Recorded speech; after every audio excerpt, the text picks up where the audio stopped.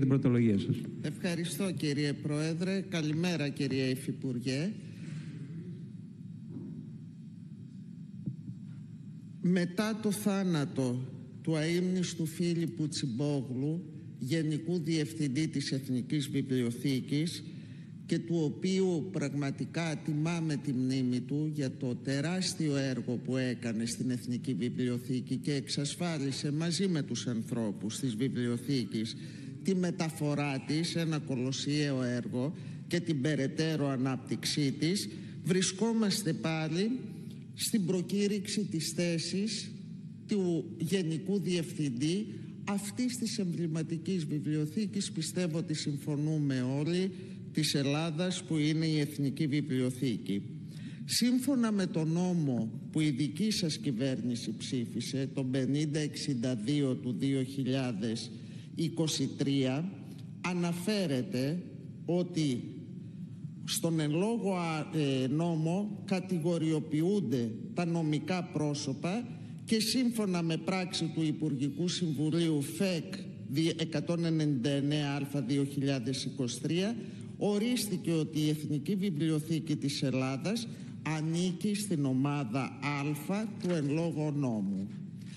Όπως προβλεπόταν και από τον νόμο του 2017, ο Γενικός Διευθυντής της ΕΒΕ είναι δημόσιος λειτουργός και διορίζεται για τετραετή θητεία, επιλέγεται δε από την κυβέρνηση, από τον Υπουργό Παιδείας, μετά την κατάταξη από συνεντεύξεις και όλες τις διαδικασίες. Η επιλογή λοιπόν ανήκει στην κυβέρνηση. Στο άρθρο 5 παράγραφος 2 του ίδιου νόμου λέει ότι ορίζεται για τη συμμετοχή στη διαδικασία του παρόντος απαιτείται πτυχίο ή μεταπτυχιακός ή διδακτορικός τίτλος σπουδών, εργασιακή εμπειρία για 5 τουλάχιστον έτη σε συνάφεια προς την προκηρυσσόμενη θέση. Και τέλος, το άρθρο 15 παράγραφος 3 αναφέρει ότι εκκρεμείς διαδικασίες επιλογής διοικήσεων κατά τη δημοσίευση του παρόντος, ανεξαρτήτως της υποβολής ή μη υποψηφιωτήτων, καταργούνται και οι θέσεις, οι σχετικές θέσεις επαναπροκηρύσσονται εντός ενός μηνός από τη δημοσίευση της πράξης του Υπουργικού Συμβουλίου κλπ. Αυτό που θέλω να σας ρωτήσω, κυρία Υφυπουργέ, είναι γιατί στην περίπτωση της Εθνικής Βιβλιοθήκης, ενώ ο νόμος του 2023 αναφέρει ρητός ακόμα και για τις θέσεις που έχουν προκηρυχθεί ότι επαναπροκηρύσσονται μετά την πράξη Υπουργικού Συμβουλίου, γιατί στην Εθνική Βιβλιοθήκη ακολουθείται ο νόμος του 2017 και όχι αυτός του 2023?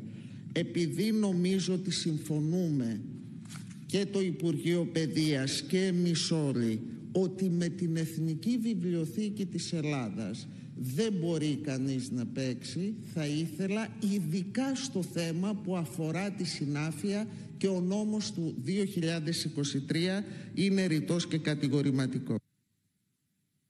Ευχαριστούμε πολύ την κυρία Αναγνωστοπούλου. Κυρία συνάδελφε, κυρία Μακρύ, έχετε το λόγο. Κύριε Πρόεδρε, καλημέρα κυρία συνάδελφε. Στην ερώτησή σας, στη γραπτή τουλάχιστον, λέτε έτσι με έναν τρόπο δεικτικό ότι ακυρώνουμε και αναιρούμε τον νόμο 5032 του 23 και ρωτάτε επίσης αν είμαστε διατεθειμένοι να τον εφαρμόσουμε à la carte. Θα σας παραθέσω, κυρία συνάδελφε, όλα εκείνα τα στοιχεία τα οποία αποδεικνύουν ότι ούτε αναιρούμε, ούτε ακυρώνουμε, ούτε à la carte εφαρμόσουμε τον νόμο, και βεβαίως έρχομαι αμέσως στην περίπτωση για την οποία ελέγχεται το Υπουργείο μας. Η Εθνική Βιβλιοθήκη της Ελλάδας, προσυπογράφω απολύτως τα θετικά σχόλια που κάνετε, εννοείται, είναι νομικό πρόσωπο δημοσίου δικαίου και υποπτεύεται από το Υπουργείο μας. Σύμφωνα με τον νόμο 3149 του 2003, όργανα της διοίκησης της Εθνικής Βιβλιοθήκης της Ελλάδος είναι το Εφορευτικό Συμβούλιο και ο Γενικός Διευθυντής. Και ορίζονται σύμφωνα με τον νόμο που σας ανέφερα, τον νόμο 3149 του 2003, όπως ισχύει και κατά παρέκκληση των ρυθμίσεων του νόμου 4369 του 2016. Συγκεκριμένα για τη θέση του Γενικού Διευθυντή, για την οποία είναι και η ερώτηση, της ΕΒΕ, της Εθνικής Βιβλιοθήκης της Ελλάδος. Είναι θέση πλήρους και αποκλειστικής απασχόλησης. Ο Γενικός Διευθυντής είναι δημόσιος λειτουργός και διορίζεται για τετραετή θητεία, ανανεώσιμη μόνο μία φορά. επιλέγεται ως εξής. Εκδίδεται δημόσια προκήρυξη από τον Υπουργό Παιδείας. Καλούνται οι ενδιαφερόμενοι να υποβάλουν σχετική αίτηση με τα απαιτούμενα δικαιολογητικά. Αναφέρονται στην προκήρυξη τα τυπικά και ουσιαστικά προσόντα που πρέπει να διαθέτει ο Γενικός Διευθυντής και η μέθοδος αξιολόγησης των υποψηφίων. Προσδιορίζονται στην προκήρυξη τα καθήκοντα, οι υποχρεώσεις και η αμοιβή του Διευθυντή. Για την επιλογή του συγκροτείται πενταμελής ειδική επιτροπή αξιολόγησης. Τα μέλη αυτής της επιτροπής ορίζονται με απόφαση του Υπουργού Παιδείας ως εξής. Σύμβουλος του Ανωτάτου Συμβουλίου Επιλογής Προσωπικού του ΑΣΕΠ ως πρόεδρος, υποδεικνύεται από τον πρόεδρο του ΑΣΕΠ, ένας σύμβουλος ή πάρεδρος του Νομικού Συμβουλίου του κράτους που υποδεικνύεται από τον πρόεδρο του Νοσοκού και 3 μέλη του Εφορευτικού Συμβουλίου της Εθνικής Βιβλιοθήκης που υποδεικνύονται από το Εφορευτικό Συμβούλιο. Συντάσσει η Επιτροπή αξιολογικό πίνακα κατάταξης του συνόλου των υποψηφίων με βάση τα τυπικά και ουσιαστικά προσόντα, αλλά και την προσωπικότητα και τη συγκρότηση όπως εκτιμώνται μετά από την προφορική συνέντευξη. Υποβάλλει η Επιτροπή εισήγηση στον Υπουργό Παιδείας για την επιλογή και τέλος ο Υπουργός με την απόφασή του επιλέγει ως Γενικό Διευθυντή έναν από τους 3 πρώτους υποψηφίους που περιλαμβάνονται στον πίνακα της Ειδικής Επιτροπής Αξιολόγησης. Γι' αυτό λοιπόν η πλήρωση της θέσης του Γενικού Διευθυντή εκδόθηκε με τον τρόπο που σας είπα, με την διαδικασία που σας ανέφερα στις 2 Ενδεκάτου του 2023, σύμφωνα με τις διατάξεις που σας ανέφερα στην αρχή. Ο λόγος για τον οποίο, κυρία συνάδελφε, ακολουθήσαμε στην προκήρυξη αυτές τις διατάξεις και όχι τον νόμο 5062 του 2023, με τον οποίο τέθηκε σε ισχύ ένα νέο θεσμικό πλαίσιο για την επιλογή διοικήσεων στο δημόσιο τομέα, είναι ο εξής.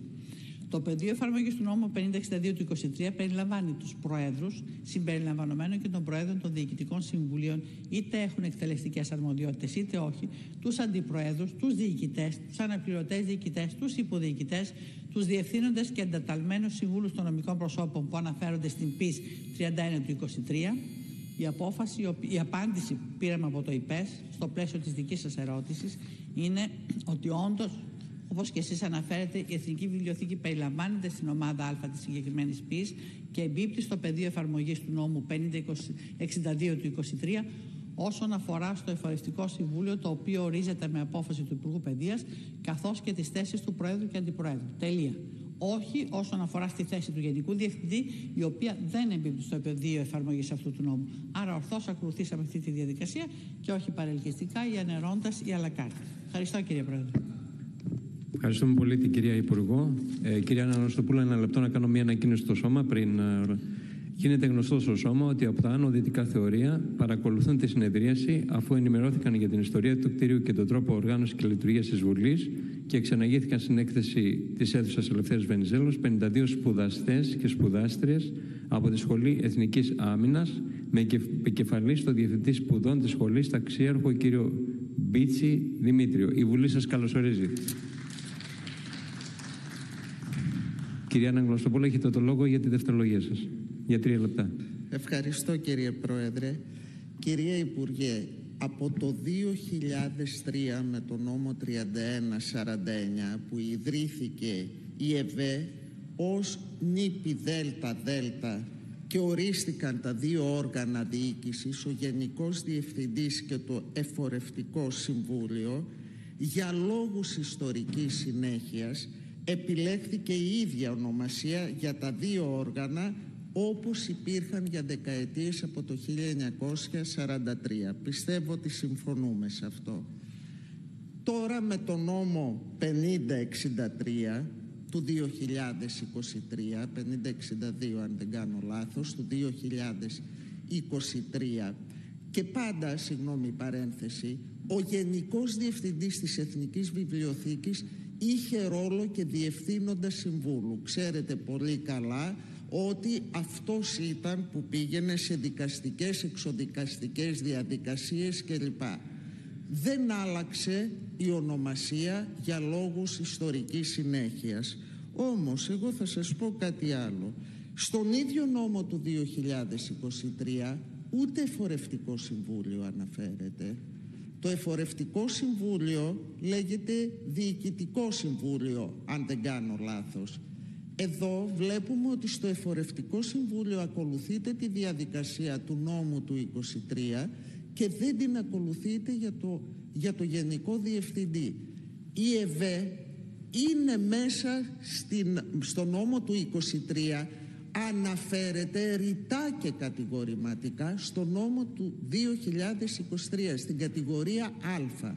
Δεν μπορείτε λοιπόν να μου λέτε ότι δεν εμπίπτει ο Γενικός Διευθυντής, στον τίτλο του οποίου εμπεριέχονται όλες οι αρμοδιότητες του Διευθύνοντα Συμβούλου.